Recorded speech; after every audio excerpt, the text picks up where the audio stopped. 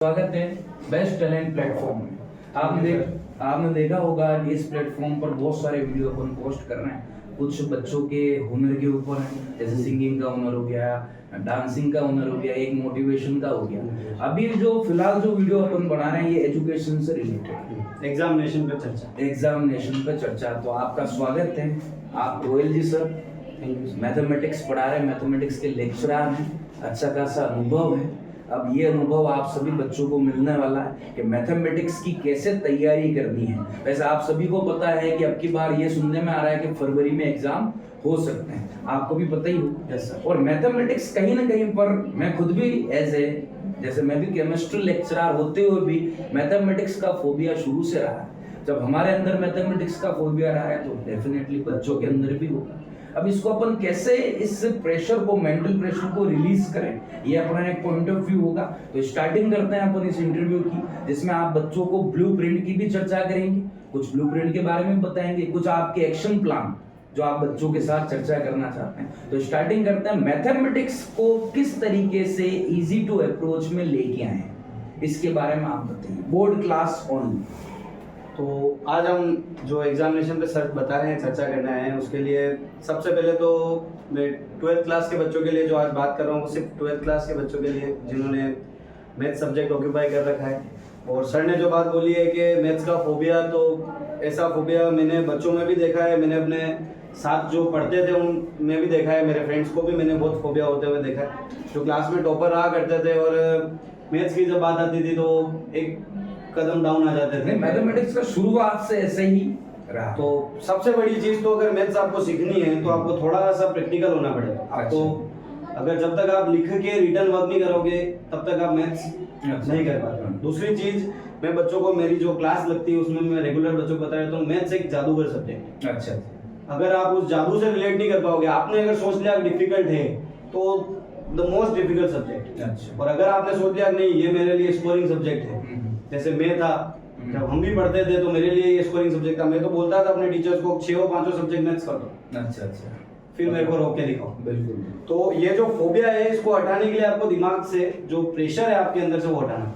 हाँ, तो बस ये मैं आपसे एक बीच में क्वेश्चन और पूछूंगा कि ये होता है जैसे भी मैथमेटिक्स जैसे फॉर्मूले हैं, मैथमेटिक्स में ऐसा लगता है कि कोई क्वेश्चन आएगा, किस तरीके से उस क्वेश्चन में फॉर्मूला अप्लाई करना है या फिर कैसा होना चाहिए। मुझे जहां तक पता है अपने स्कूल के बच्चों को तो आपने अच्छा खासा मोटिवेट कर रखा हो, पर ये जो वीडियो बन रहा है ये ओवरऑल जितने भी राजस्थान के बच्चे हैं जो आरबीएससी एग्जाम फाइट कर रहे हैं, तो थोड़ा सा आप इजीली ये बता दें कि फॉर्मूला जो आपके पास है तो वह कैसे क्वेश्चन के अंदर उस फॉर्मूले को अपन अप्लाई करें कि इजी टू अप्रोच आंसर निकल के आ जाए। तो एक जो नॉर्मल फंडा मैथ्स का हमेशा से रहा है वो है कि आपको प्रैक्टिस पे आओ। अच्छा, आप प्रैक्टिस जितनी करोगे और आप क्वेश्चंस क्वेरीज अपने आप से खुद से बनाइए। आप जहाँ कहीं फ्री बैठे हैं तो वहाँ बैठ के आप 2-4 फॉर्मूले अपने आप में रिवाइव कीजिए कि क्या जो मैंने पढ़ा है वो मुझे अभी भी याद रह पाया कि नहीं रह पाया। अच्छा। तो आप किसी भी सब्जेक्ट, अगर आपका सब्जेक्ट केमिस्ट्री है, आप उसमें भी यही कीजिए, आपने जो 1 घंटे पढ़ाई करी है, आप 15 मिनट जब आप फ्री बैठते हैं तब आप उसको रिवाइव कीजिए कि मैंने जो 15 मिनट जो मैंने 1 घंटा लास्ट में पढ़ा है वो इस 15 मिनट में मैं रिपीट कर पा रहा हूँ, नहीं कर पा रहा हूँ। अगर आपने रिपीट किया है तो वो आपके परमानेंटली आपके अंदर है। बिल्कुल। तो अब थोड़ा सा अपन रोयल जी सर ब्लूप्रिंट के ऊपर थोड़ी चर्चा कर लेते हैं। वैसे आपको पता ही ब्लूप्रिंट अब की बार बहुत अच्छे तरीके से रिप्रेजेंट की गई है। थोड़ा ब्लूप्रिंट के बारे में अपन चलते हैं कंप्यूटर स्क्रीन पर। आप ब्लूप्रिंट के बारे में थोड़ा सा बता। जैसे कि बच्चों आप लोग देख ही रहे हैं आरबीएससी बोर्ड से अगर आप रिलेट हैं तो कुल आपके 13 चैप्टर्स हैं 12th क्लास की मैथ्स में। सबसे इजी चैप्टर, अगर अपन इजी से डिफिकल्ट की तरफ मॉडरेट हो रहे हैं तो सबसे पहले अपन इजी चैप्टर्स की बात करें तो मैंने 3 पार्ट में सिलेबस को डिवाइड किया है। तो पहला पार्ट आपके रहेगा पार्ट ए जो आपका इजी रहेगा और पहले आप वही पढ़ें, जिससे आपको 2 चीज मिलती है। एक तो आपका कॉन्फिडेंस लेवल आपका इतना बढ़ जाता है कि अगर मेरे को नंबर ऑफ चैप्टर्स अगर आ रहे हैं तो मेरा कॉन्फिडेंस इजी, भले वो डिफिकल्ट चैप्टर 12 नंबर का है इंटीग्रेशंस, और अगर वो आपके एक ही बचता है तो आपको तब आप कह सकते हो मुझे 12 चैप्टर तो आते हैं। तो सबसे पहले आप अगर आप मैथ्स की बुक लेके बैठते हैं तो सबसे पहले आप मैट्रिक्स वाला चैप्टर कीजिए। 5 नंबर का वो चैप्टर है। आप ज्यादा से ज्यादा उसके अंदर 4 या 5 तरह के 3 तो क्वेश्चन आते हैं और कुछ 5 या 6 तरह के टॉपिक हैं जो आप एक एक करोगे और प्लस माइनस मल्टीप्लाई करना आपको आ जाता है।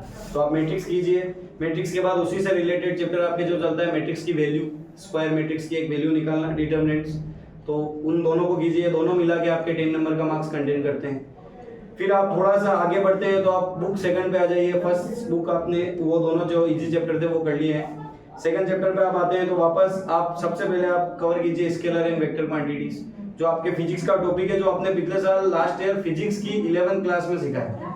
तो 11th की फिजिक्स बहुत इजी थी अगर आपने स्केलर वेक्टर सीखे हैं तो यही चैप्टर है पूरा का पूरा, वो 7 नंबर का मार्क्स कंटेन करता है। फिर आपके ग्राफ आ जाते हैं एलपी पे, जो आप शायद 6-7 क्लास से बनाते आ रहे हैं, तो उसी को आपको लेस देन और मोर देन के फेवर में आपको सीखना है।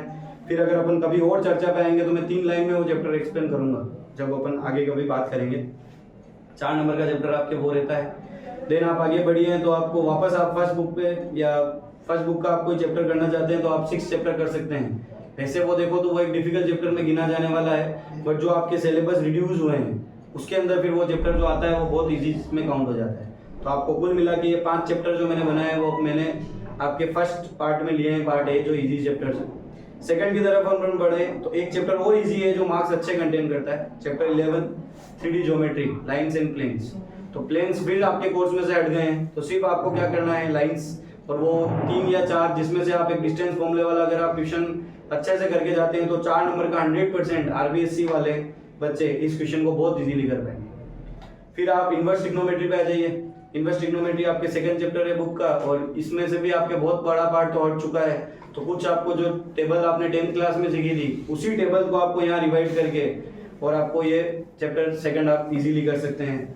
फिर आप डिफरेंशिएशन इन कंटिन्यूटी, बड़ा पार्ट जो आपने 11th क्लास में सीखा था और अब आप 12th में उसको अच्छे से कर पाए हैं, तो उसके अगर आप लोग वाले क्वेश्चंस को अगर अच्छे से कवर करते हैं तो आप इन क्वेश्चन को इस चैप्टर को भी अच्छे से कर पाते हैं। चैप्टर नंबर 5 की बात कर रहा हूँ मैं, 8 नंबर ये कंटेन करता है। फिर आप फर्स्ट चैप्टर पे आ जाइए, रिलेशन फंक्शन, छोटा सा चैप्टर है, इसको आप बोल सकते हो मैथ्स का थ्योरेटिकल चैप्टर। हर साल की तरह इस बार भी फर्स्ट चैप्टर थ्योरेटिकल चैप्टर है।